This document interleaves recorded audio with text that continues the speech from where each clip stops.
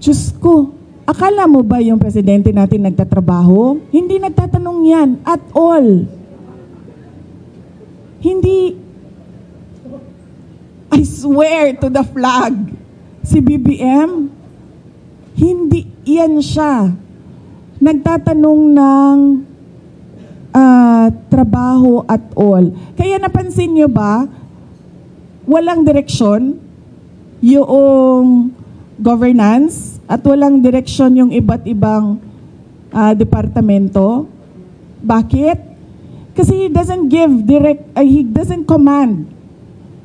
He doesn't command, he doesn't ask, he doesn't say that, look, there's a Philippine development plan and what are you supposed to do about this?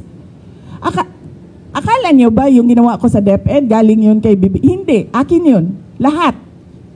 Kasi he did not give any orders at all.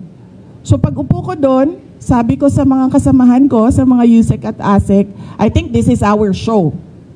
Kasi walang participation at all ang Pangulo. So gagawin na lang natin kung ano yung karapat dapat na gawin para sa edukasyon dito sa ating bayan. So we created the Matatag Agenda.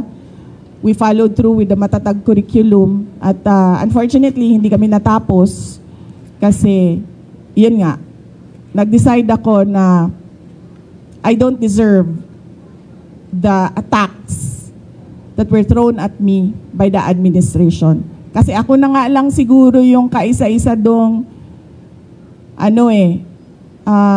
nagde-deliver para sa cabinet